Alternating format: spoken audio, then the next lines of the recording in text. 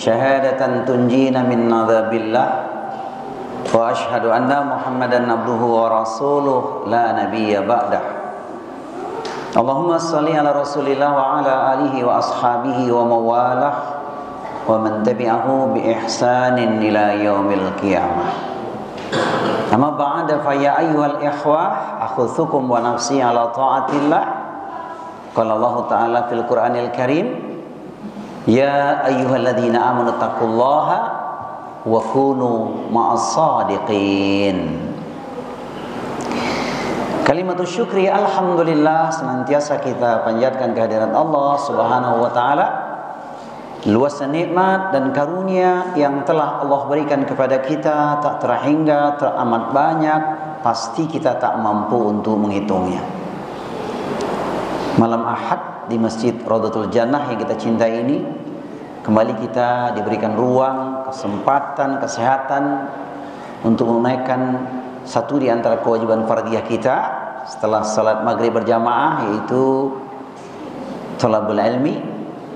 Yang dipilih tema kali ini adalah saatnya merajut ukhuwah.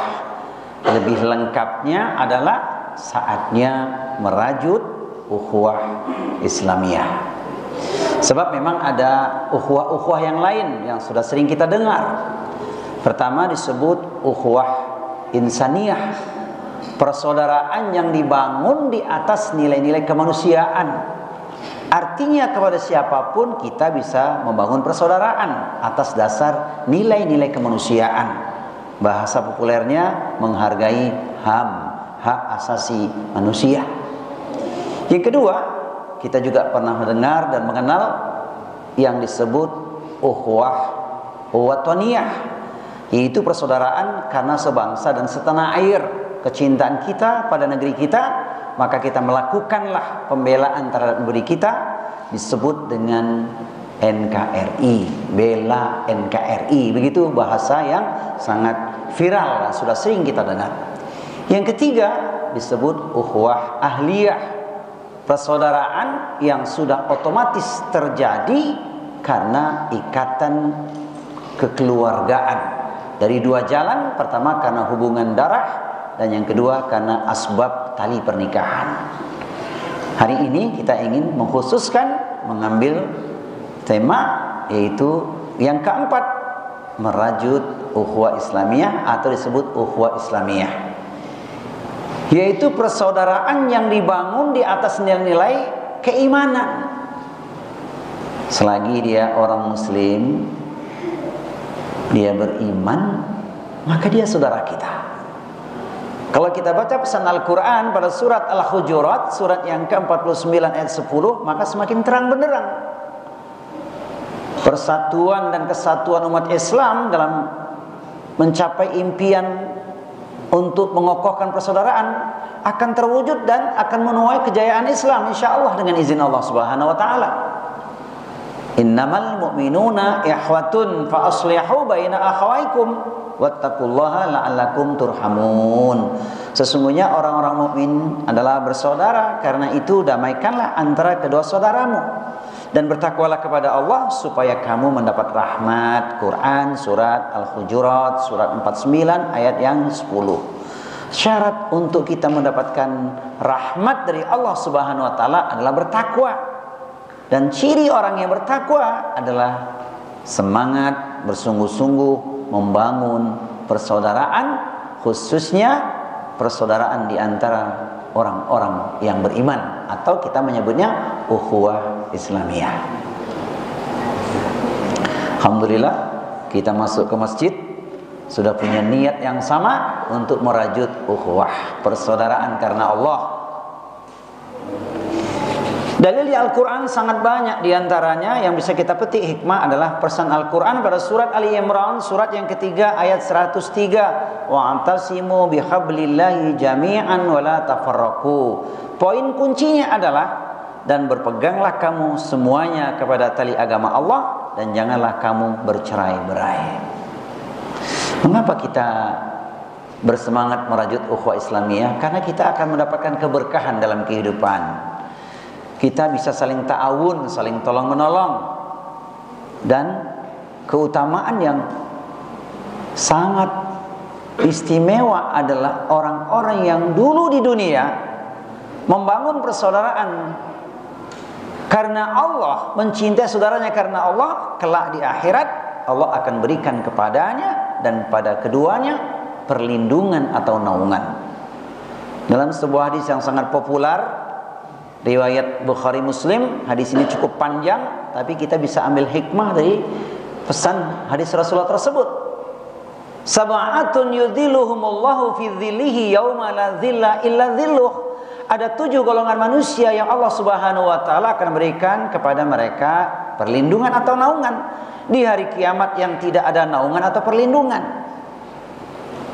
7 golongan tersebut dalam tema yang luas adalah menggapai perlindungan di hari kiamat. Satu di antara 7 golongan tersebut adalah warajulani tahabban fillahi ijtama'a alaihi wa tafarraqa alaihi. 2 orang yang mencintai saudaranya karena Allah, bertemu karena Allah, berpisah juga karena Allah. Alhamdulillah, saat kita tadi masuk ke masjid, bertemu di depan pintu masjid, sudah berjabat tangan, bergugunlah dosa di antara kita. Dosanya gugur, turunlah rahmat dan malaikat mendoakan kebaikan untuk kita. Saya yakin begitu masuk ke masjid punya niat yang sama, berarti kita mencintai karena Allah, bertemu karena Allah, berpisah juga karena Allah. Jangan lupa setiap kita duduk di majelis ilmu, memohonlah kepada Allah dengan doa individual yang sudah pernah saya sampaikan. Quran surat Asy-Syu'ara, surat yang ke-26 di ayat nomor 83. Saya yakin semuanya masih ingat dengan doa ini. Rabbi habli hukman wa alhiqni bis-sholihin. Ya Allah, berikanlah kepadaku ilmu dan masukkanlah aku ke dalam golongan orang-orang yang solih. 2 perkara utama yang kita butuhkan adalah pertama ilmu, yang kedua adalah dimasukkan dalam kelompok golongan orang-orang yang soleh. Semoga kita semuanya termasuk di dalamnya. Amin ya rabbal alamin. Baik. Pertanyaannya, bagaimana kiat mewujudkan ukhuwah Islamiyah? Ini yang harus kita renungkan kembali. Mari kita segarkan ingatan kita, walaupun kita sudah sering mendapatkan resep, thoriqah, cara untuk meramu jalan mewujudkan ukhuwah Islamiyah. Hari ini kita ingat kembali ilustrasi yang begitu elok, begitu indah yang dibuat oleh Rasulullah sallallahu alaihi wasallam. Mathalul mu'minina fi tawaddihim wa tarahumihim wa ta'atufihim mathalul jasadi idza ishtaka minhu 'udhun tada'a lahu sa'irul jasadi bis-sahari wal humma. Riwayat Muslim. Perumpamaan kaum mukminin dalam hal kecintaan, kasih sayang dan bahu-membahu sesama mereka bagaikan satu tubuh. Bila ada anggota tubuh itu yang menderita, niscaya anggota tubuh lainnya akan sama-sama merasakan susah tidur dan demam. Dalam riwayat lain, kita pun sudah sering menyimaknya, al-mu'min lil mu'min kal bunyan yashuddu ba'dhum ba'dha. Mukmin yang satu dengan mukmin yang lain ibarat satu bangunan yang saling kuat menguatkan. Makanya terjalinlah persaudaraan yang diberkahi oleh Allah Subhanahu wa taala karena mencintai saudaranya demi kepentingan agamanya, demi mencari wajah Allah atau keridhaan Allah Subhanahu wa taala. Di riwayat yang lain, ringkasnya, la yu'minu ahadukum hatta yuhibba li akhihi ma yuhibbu li nafsihi. Yang dimaksud adalah minal khair, rawahul Bukhari wa Muslim. Tidak sempurna iman seseorang di antara kalian hingga ia mencintai untuk saudaranya segala apa yang ia cintai untuk dirinya sendiri berupa kebaikan. Jadi kalau dia melihat kebaikan untuk saudaranya, senang. Ketika saudaranya mendapatkan keburukan, dia berupaya sekuat tenaga untuk menolongnya. Gelisah dia kalau saudaranya mendapatkan keburukan. Yang ada di hatinya adalah pingin saudaranya senantiasa mendapatkan kebaikan. Makanya orang mukmin tidak lupa dengan semangat untuk saling ta'awun, saling tolong menolong. Bagaimana kiatnya? Yang pertama, hendaklah setiap individu mukmin yang mengaku dirinya muslim itu mensucikan jiwa dari penyakit hasad, dengki dan iri kepada sesama muslim. Ini cara mewujudkan persatuan umat Islam, ialah kesucian jiwa setiap muslim dari penyakit hasad, iri, dengki dan kebencian kepada sesama muslim. Sebuah doa di Al-Quran, kita juga sangat familiar ya, sangat familiar dengan doa ini. Insya Allah sudah menjadi amalan tetap kita. Bergetar hati saat kita memohon kepada Allah Subhanahu wa Ta'ala dengan doa ini.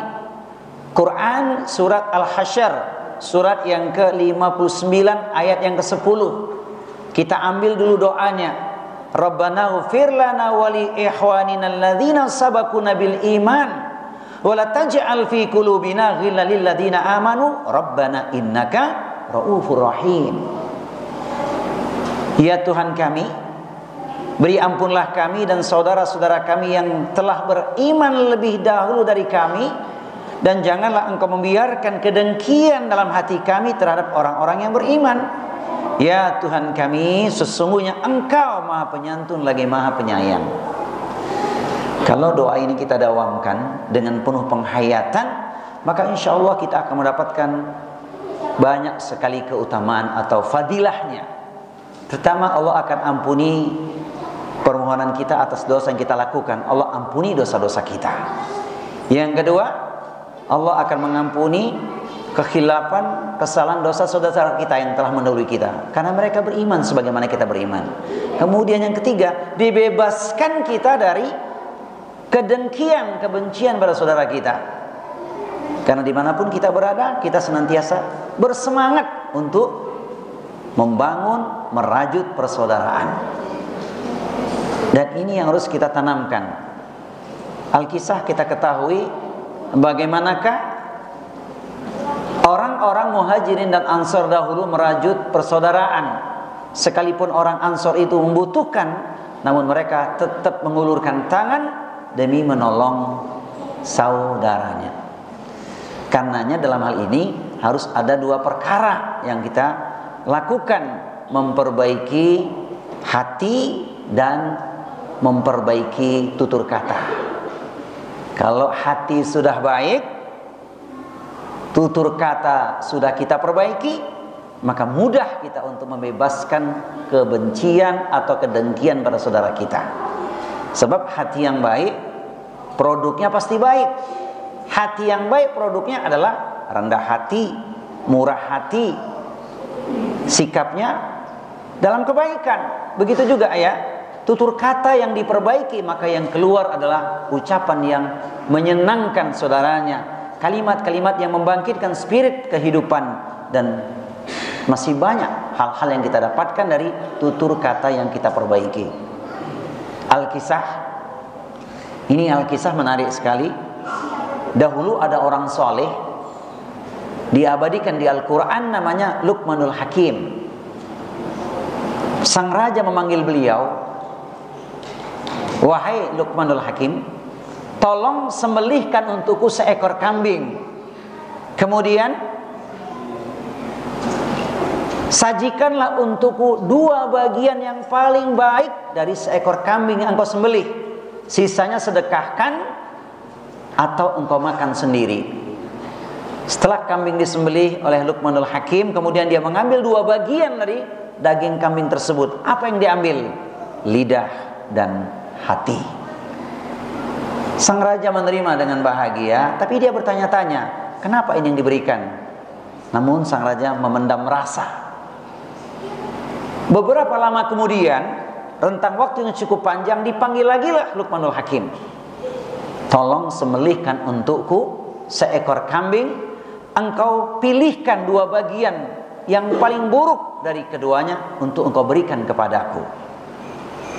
Setelah kambing disembelih, yang disajikan pada sang raja diberikan pada beliau sama lidah dan hati. Barulah sang raja terkesima dan bertanya kepadanya, dulu waktu engkau aku minta memberikan bagian yang paling baik, engkau berikan kepadaku lidah dan hati. Hari ini aku minta yang paling buruk dari keduanya, engkau berikan yang sama, lidah dan hati. Maka beliau menjawab, jika hati baik, tutur kata baik mengantarkan ke surga. Tapi jika hati buruk, tutur kata pun buruk, menjungkirkan seseorang ke dalam neraka. Itu jawabannya. Maka kita harus berhati-hati betul dalam dua perkara tersebut, lidah dan hati. Kalau hati baik, produknya pasti baik. Kalau hati buruk, produknya juga pasti buruk. Hati baik, saya ulangi, produknya pasti baik. Kalau hati baik, keluarnya rendah hati, murah hati, bikin orang senang hati. Tapi kalau hati buruk, produknya pasti buruk juga. Kalau hati buruk, produknya adalah tinggi hati, iri hati, bikin orang sakit hati, dan puncaknya apa? Sampai hati. Alias raja tega. Itu perkara hati yang luar biasa. Masya Allah. Lidah juga demikian, mengantarkan kebaikan, spirit bahkan doa. Tapi tutur kata yang buruk berbahaya, mencemarkan nama baik seseorang, menggibahi saudaranya, mengadu domba, dusta. Itu semua adalah perilaku yang buruk yang dimiliki oleh orang-orang munafik. Maka berhati-hati dengan dua perkara tersebut.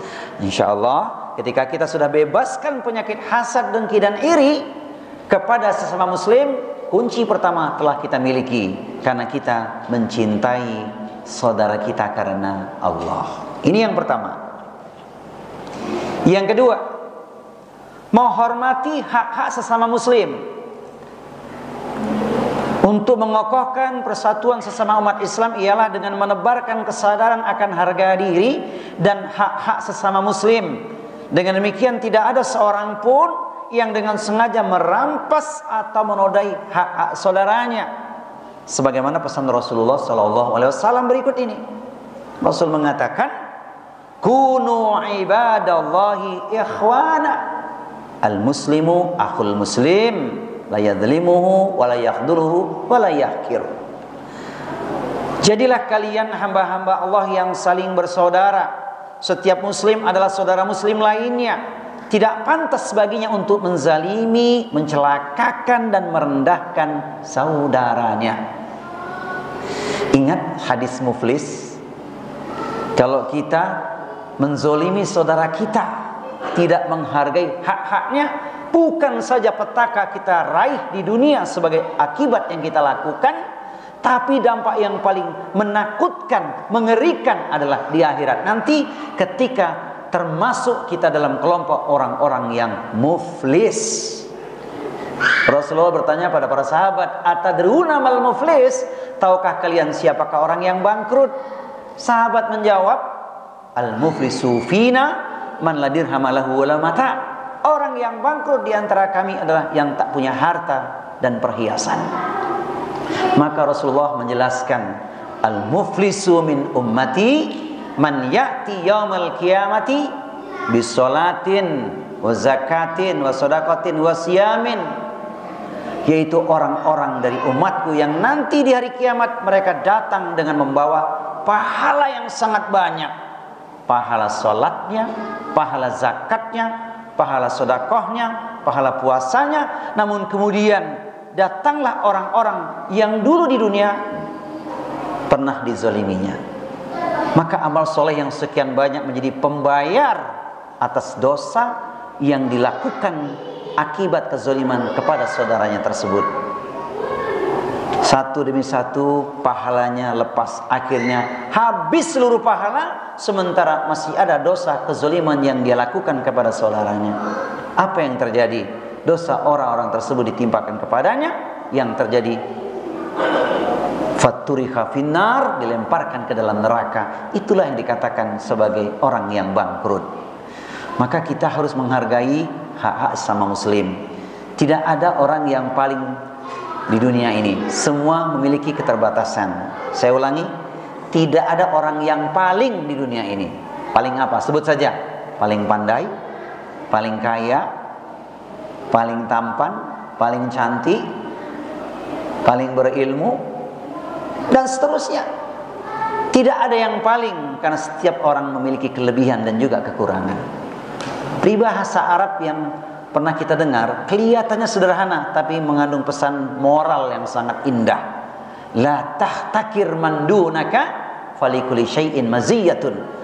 Jangan engkau menghina orang-orang yang ada di bawahmu, karena setiap orang pasti memiliki kelebihan yang tak engkau miliki. Resepnya, hormati hak-hak sesama muslim.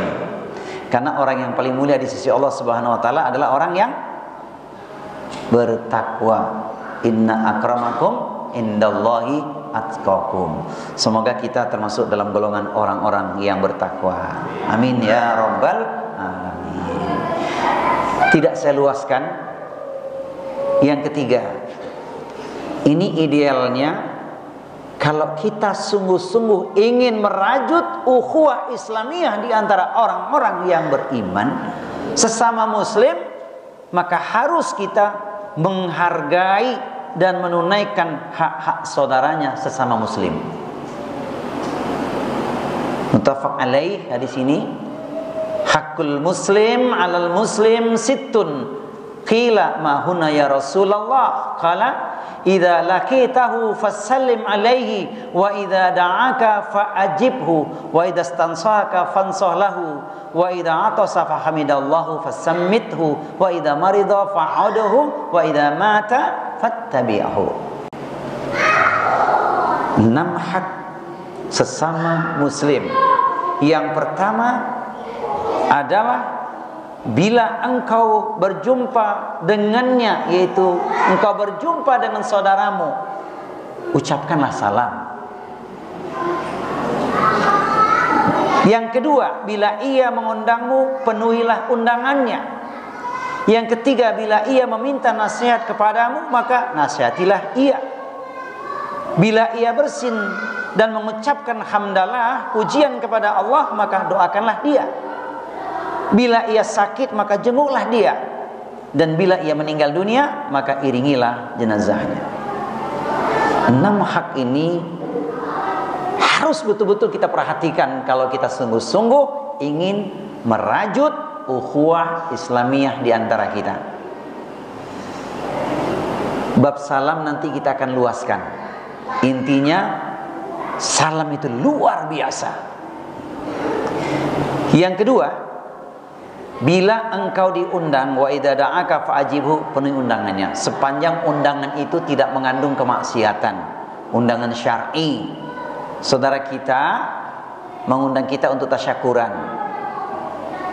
walimatul arus, undangan taklim, maka ucapkanlah dengan penuh kesungguhan, insya Allah, karena kita ingin menghadirinya dengan kemudahan yang Allah berikan. Sayangnya hari ini lafaz insya Allah itu cuman lip service. Nanti datang ya, kita bilang apa? Tapi ada kecenderungan untuk meninggalkan. Yang penting insya Allah.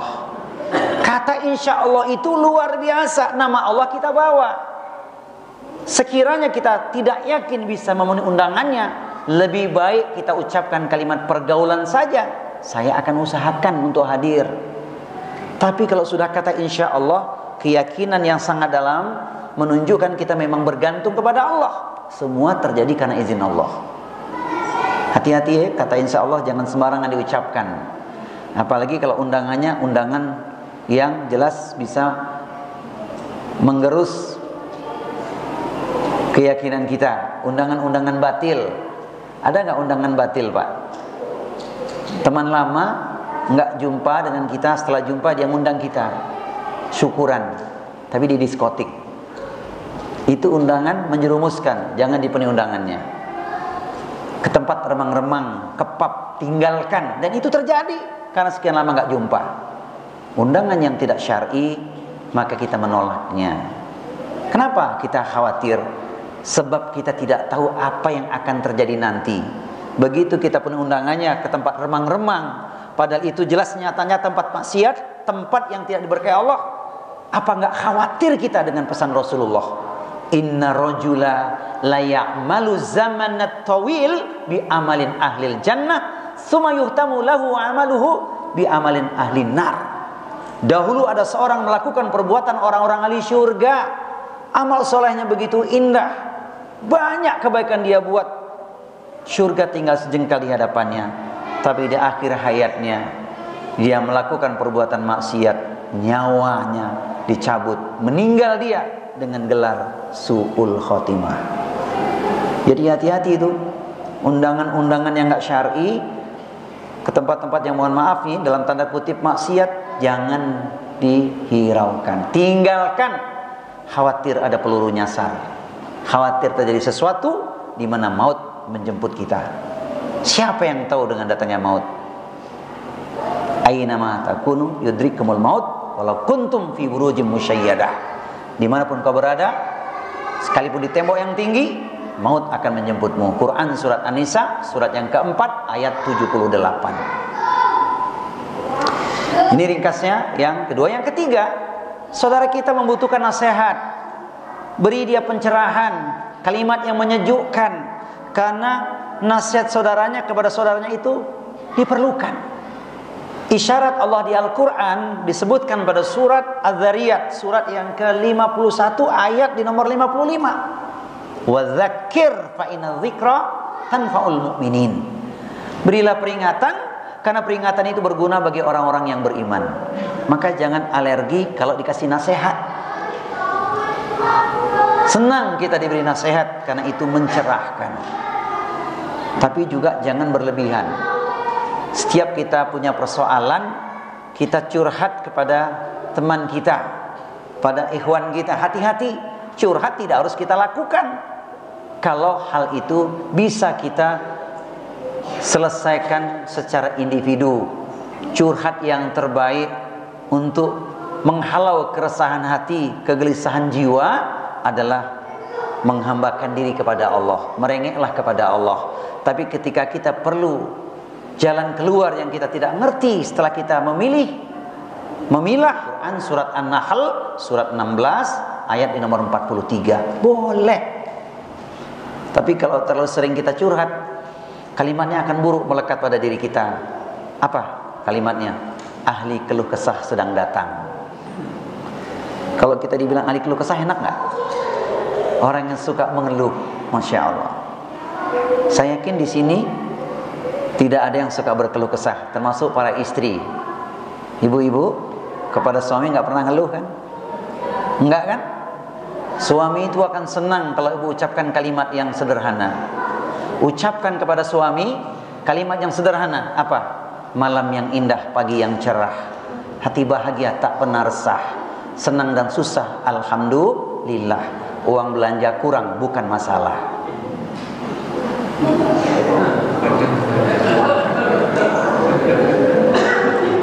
Setuju nggak Pak?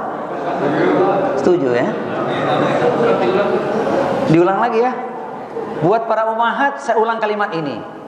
Para istri tidak akan berkeluh kesah pada suaminya soal ini ya. Dia katakan pada suaminya, wahai suamiku, malam yang indah, pagi yang cerah, hati bahagia tak pernah resah, senang dan susah alhamdulillah, uang belanja kurang bukan masalah. Setuju para ummahat? Setuju? Baik. Yang berikutnya adalah bila ia bersin, dia ucapkan hamdalah, alhamdulillah, kita mengiringi dengan doa juga, yarhamukallah atau yarhamukillah. Indahnya di dalam Islam, bersin saja ada doanya. Ini luar biasa. Subhanallah. Nomor berikutnya adalah bila ia sakit. Wa idza marida fa'udhu. Ini ruang sunnah untuk kita senantiasa menyediakan waktu membezuk saudara kita yang sedang sakit. Tapi ingat, ketika kita bezuk, ucapkanlah kalimat-kalimat yang mencerahkan, termasuk doa yang benar. Kadang-kadang kita mengucapkan kalimatnya itu sekedar kalimat pergaulan atau basa-basi. Contohnya kalimat apa? Saudara kita sedang sakit, kita bezuk dia, kita katakan kepadanya, semoga lekas sembuh. Kalau lafaz itu yang kita ucapkan, semoga lekas sembuh, itu belum menjadi doa. Itu baru resep dokter. Percaya nggak? Kalau kita beli obat, di plastik obat tertulis semoga lekas sembuh. Bukan doa yang sempurna. Kalau bahasa agamanya belum nyunnah. Bawa nama Allah ketika kita katakan semoga Allah menyembuhkanmu. Bobotnya beda. Semoga Allah menyembuhkanmu. Jadi mulai besok kalau ada yang sakit, jangan lagi kita pakai kalimat semoga lekas sembuh. Apa diucapkannya? Semoga Allah menyembuhkanmu. Lafaz sunnahnya syafakallah atau syafakillah, la ba'sa tahurun insyaallah. Semoga Allah menyembuhkanmu. Tidak mengapa sakit yang kau derita menjadi penghapus dari kesalahan dan dosa-dosamu. Sakit bukan siksa, tapi sakit menjadi penghapus dosa. Rasulullah bersabda dalam hadis Bukhari Muslim, "Ma yusibul muslima min nasabin wala wasabin wala hammin wala huznin wala adha wala ghammin hatta syaukati yushakuha illa kaffarallahu biha min khotoyahu." Tidaklah satu musibah yang ditimpakan pada diri setiap muslim, penderitaan yang dia rasakan, sakit yang berkepanjangan, gundah gulana, kesedihan, gangguan, bahkan duri yang menusuknya, kecuali menjadi penghapus dari dosa-dosa dan kesalahan-kesalahannya. Jadi saudara kita yang sakit, kita bezuk, kita tengok, kita doakan. Ikuti dengan tutur kata yang lembut, tutur kata yang mencerahkan. Jangan kalimatnya berlebihan. Ustadz, saya kan ingin berkata jujur Ustadz. Jujur itu baik, karena jujur membawa kebaikan. Tapi kalau ucapan kita justru membuat dia gelisah, maka itu tidaklah tepat. Saudara kita sakitnya semakin parah, kita ucapkan kalimat apa? Hati-hati ya mas, ini gak bakal lama lagi. Itu terlalu jujur, tapi tidak mencerahkan, tapi menggelisahkan. Ya. Dan yang terakhir, yang keenam adalah wa idza mata fattabi'hu, bila ia meninggal dunia maka iringilah jenazahnya. Subhanallah, pahalanya 2 qirot. 2 qirot itu gede banget, besar sekali.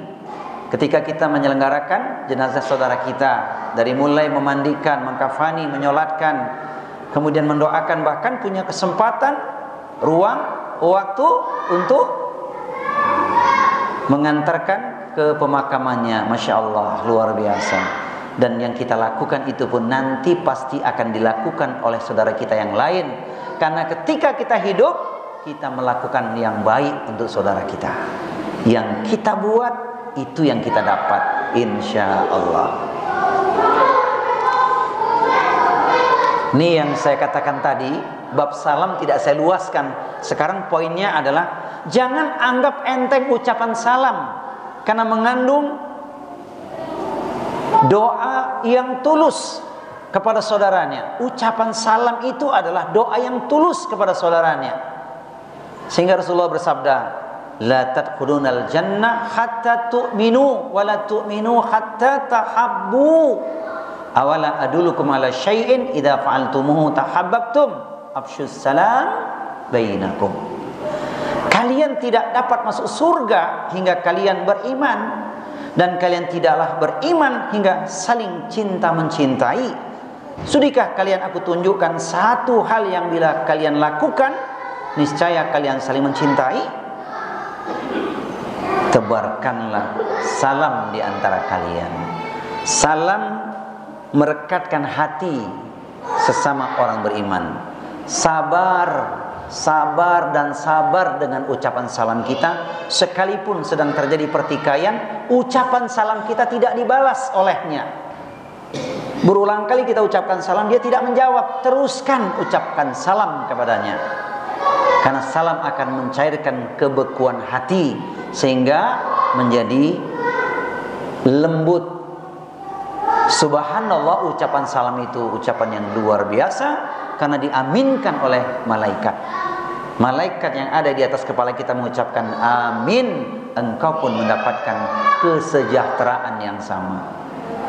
Jadi yang mendahului ucapan salam tentu afdal, menjawabnya wajib.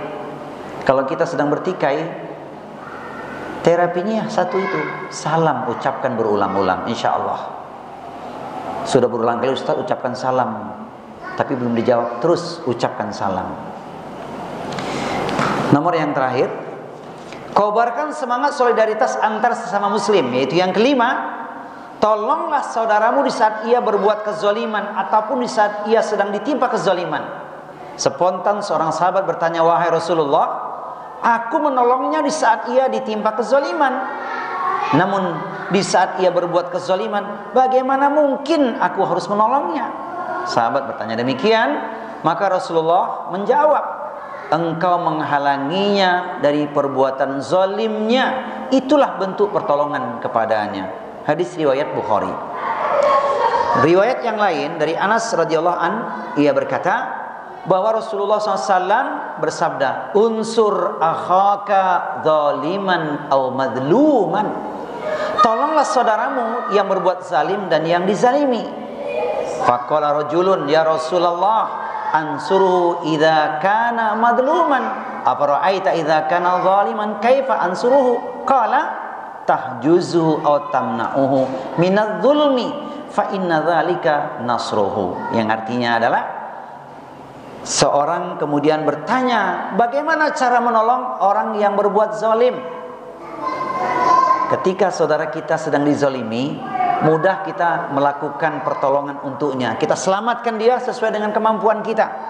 Tapi ketika saudara kita sedang berbuat kezaliman atau pelaku tindak kezaliman, itu yang harus juga kita perhatikan. Caranya bagaimana? Kamu cegah dia dari berbuat zalim, maka sesungguhnya engkau telah menolongnya. Ingat pesan Rasulullah, saat dia dizalimi ataupun dia sedang melakukan tindak kezaliman. Kenapa itu kita lakukan? Sebab ketika saudara kita melakukan tindak kezaliman, kita membiarkan, khawatir dampak buruknya juga akan menimpa kita. Pesan Al-Quran pada surat Al-Anfal, surat yang ke-8 ayat yang ke-25, wattaqu fitnata la tusibanna alladzina dzalamu minkum khassah wa'lamu annallaha syadidul iqab. Hati-hatilah kalian ketika musibah tidak hanya ditimpakan pada orang-orang yang zalim saja, berarti bisa menimpa kita juga akibat tindak kezaliman yang dilakukan saudara kita. Ingatlah, takutlah, siksa Allah amatlah berat. Maka kalau kita ingin menolong saudara kita, dua sisi kita lakukan saat dia dizalimi maupun saat dia sedang melakukan tindak kezaliman. Yassira wa la tu'assira wa basyira wa la tunafira wa tatawa'a wa la takhtalifa. Mudahkanlah urusan saudaramu, jangan menyusahkan, sampaikan kabar gembira, dan jangan jadikan orang lain menjauh dari Islam. Bahu-membahulah kalian dan jangan berselisih. Nah, pesan ini mudah-mudahan bermanfaat untuk kita senantiasa membangun persaudaraan karena Allah. Ingat, kita akan mendapatkan keberkahan di dunia dan kita akan mendapatkan naungan atau perlindungan di akhirat nanti. Akhirnya, saya ingin mengkonklusi kembali, ingat-ingat kiatnya. Satu, sucikan jiwa kita dari penyakit hasad, dengki dan iri kepada sesama muslim, saling mendoakan. Yang kedua, menghormati hak-hak sesama muslim, jangan merendahkan saudara kita, jangan hina saudara kita, supaya kita tidak bangkrut di akhirat nanti. Yang ketiga, tegakkan 6 hak di antara orang-orang muslim yang sudah kita kaji tadi.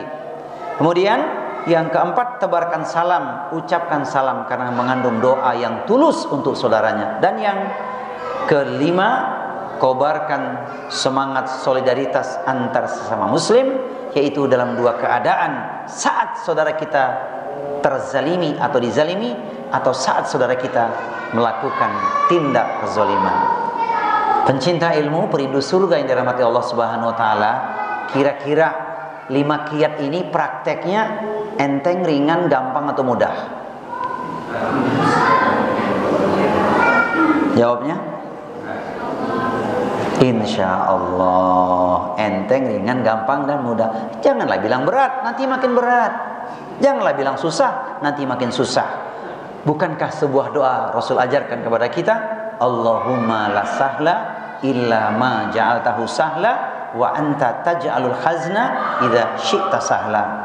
Ya Allah, tidak ada kemudahan kecuali Engkau yang menjadikan mudah, dan dengan kehendakmu semua yang susah semuanya menjadi mudah. Semoga Allah memudahkan urusan kita dalam rangka merajut ukhuwah Islamiyah. Tayyib, aku qouli hadza wal afu minkum wa ma uridu lal islam astata'tu. Jika pisau lukai jari, banyak obat penghilang nyeri. Namun jika lidah lukai hati, hendak kemana obat dicari? Tak ada di apotik, tak ada di klinik, tak pula ada di toko besi. Yang ada lewat silaturahmi. Sampai jumpa di lain waktu dan gelombang yang belum pasti. Subhanakallahumma wa bihamdika asyhadu an la ilaha illa anta astaghfiruka wa atubu ilaik. Wa akhiru da'wana anil hamdulillahi rabbil alamin. Wassalamualaikum warahmatullahi wabarakatuh.